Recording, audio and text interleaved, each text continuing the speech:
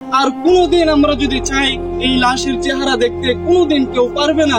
এজন্য আপনাদেরকে বলে যাই, আমাদের দাদা ছিল, আজকে আমাদের দাদা দুনিয়াতে নাই। আমাদের নানা ছিল, আজকে দুনিয়াতে আমার নানা নাই। অনেকের বাবা দুনিয়ার জমিনে ছিল, আজকে আমাদের বাবা অনেকের হারায় গেছে।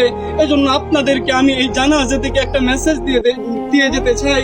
যারা আজকে মনে করতেছেন যে দুনিয়ায় আমার জন্য আসল, এ দুনিয়ায় আমার, এ দুনিয়ায় আমার, আল্লাহ তাআলা বলতেছেন আমাল হায়াতুদ দুনিয়া ইল্লা মাতাউল গুরুর, যে দুনিয়াটা হচ্ছে একটা ধোঁকা, এ দুনিয়ার সব কিছুই ধ্বংস হয়ে যাবে। আমাল হায়াতুদ দুনিয়া ইল্লা মাতাউল গুরুর, যে দুনিয়াটা ধোঁকা। আজকে তোমার স্ত্রী, সন্তান, আত্মীয় স্বজন এরা সবাই ধোঁকা।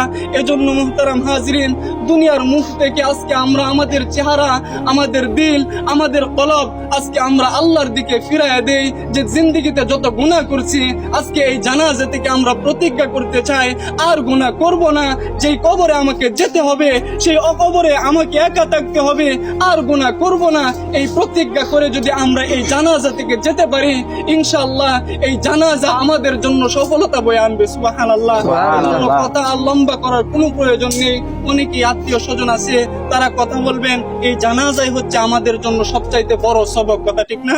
আল্লাহ তাআলা আমাদেরকে যে কথাগুলো বলছি সকলকে বুঝার তৌফিক দান করুক। সকল বলে আমিন। আসসালামু আলাইকুম।